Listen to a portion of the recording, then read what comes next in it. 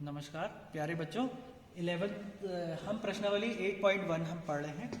इस प्रश्नावली में हम कुछ प्रश्न हल कर चुके हैं। इसी क्रम में आज हम प्रश्न ले रहे हैं। ये प्रश्न है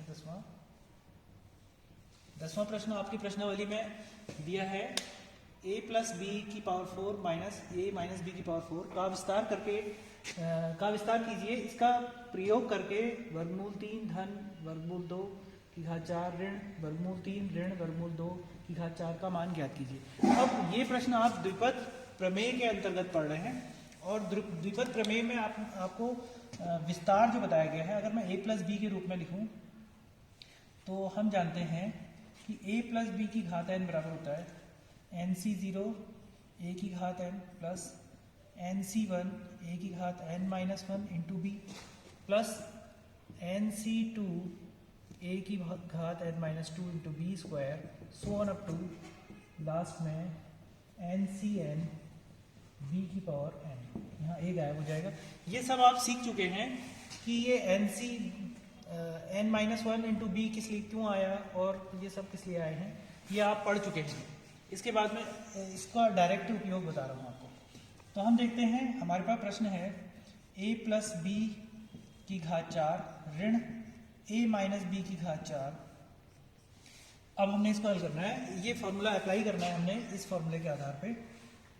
तो मैं इसको कोष्टक में ले लेता हूँ। a प्लस बी की घात 4 का मान मैं इस फॉर्मूले के आधार पे निकालना चाह रहा हूँ। हम पास्कल ट्रायंगल से भी कर सकते हैं इसको और उसका उपयोग करके भी, लेकिन अगर आपके पास कभी लंबा प्रश्न आ जाए, जैसे इसके बाद वाला 11वां प्रश्न है, ये 11वां प्रश्न था, आपके पास अगर 12वां प्रश्न है तो उसमें घात 6 है, तो उस प्रश्न को आप कैसे हल करोगे? तो ये फॉर्मूले का उपयोग करके आप इसको हल कर सकते हो।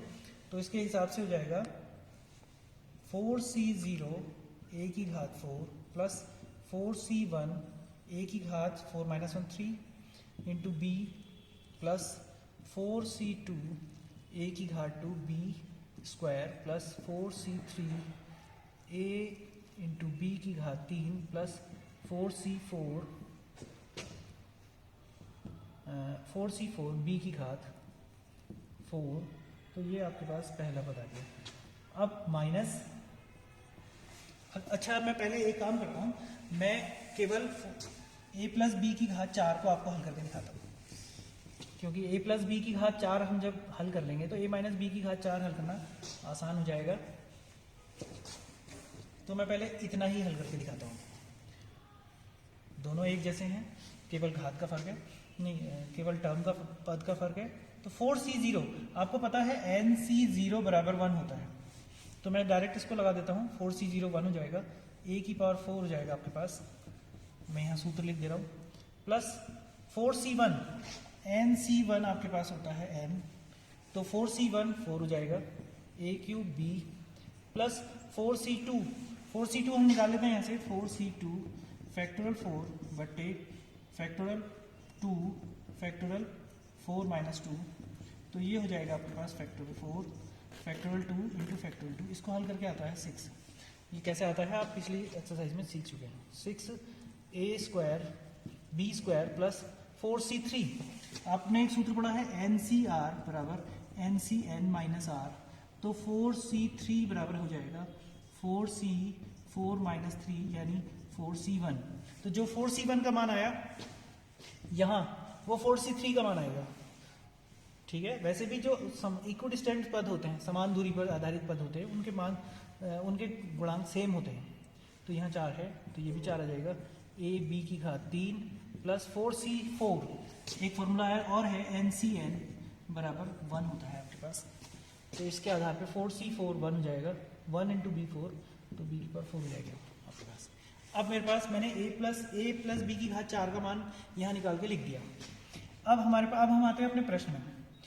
हमारे पास है a प्लस बी की घात 4 माइनस a माइनस बी की घात 4। अब मैं डायरेक्ट मान लिख दे रहा हूँ, इसमें इसका मान लिख दे रहा हूँ, a की घात 4 plus 4a cube b plus 6a square b स्क्वायर plus 4ab cube plus b की घात 4 माइनस अब इसी के सहारे जो मैंने ब्रैकेट में लिखा है इसका मान हम लिखेंगे। आप माइनस के पदों के बीच में जब a माइनस बी की घात n पढ़ते हो तो आपको बताया जा चुका है कि इसमें चिन्ह जो होते हैं वो अल्टरनेट होते हैं। तो हम पद लिख लेंगे, पहला पद धनात्मक है, ये माइनस आ जाएगा 4a³ b, यहाँ प्लस आ जाएगा 6a² b², ये माइनस आ जाएगा 4ab³ और ये आपका प्लस आ जाएगा b की घात 4। तो इस प्रकार से हो गया। कोष्टक खोल देंगे, a की घात 4 plus 4a³ b plus 6a² b² plus 4ab³ plus b की घात 4 माइनस a की घात 4। अब बाहर माइनस है तो अंदर के चिन्ह बदल जाएंगे, plus 4a³ b minus 6a² b² plus 4ab³ minus b की घात 4। अब आपको दिख रहा है कि कुछ इसमें पद ऐसे हैं जिनके जो है तो आपस में बराबर लेकिन चिन्ह विपरीत हैं, तो ये आपस में कट जाएंगे, ये से कट जाएगा। और नेगेटिव पद पहले हम यहाँ से छांट लेते हैं, उसी से कटेगा, नेगेटिव सब कट गए, a की घात 4 से a की घात 4 कट गया। अब आपके पास 4a³ b प्लस 4ab³ ये बचा, plus 4a³ b plus 4ab³ ये बचा, तो 4 4 8 हो गया। आप चाहो तो कॉमन भी ले सकते हो, 4 4 8 a³ b ये इसके साथ जुड़ गया और ये इसके साथ जुड़ गया, प्लस 8ab³, चाहो तो कॉमन ले लो इसको, 8a³ b प्लस ab³। अब मैंने इसको इसलिए कॉमन नहीं ले रखा क्योंकि हमने इसके आधार पे जो हमने हल किया है, इसके आधार पे हमने ये जो दिया हुआ है आपके पास, इसको देखेंगे, इसका मान निकालना है। अब ये प्रश्न तो वैसा ही है लेकिन a की जगह वर्गमूल 3 है, b की जगह वर्गमूल 2 है और बिल्कुल सेम वही है।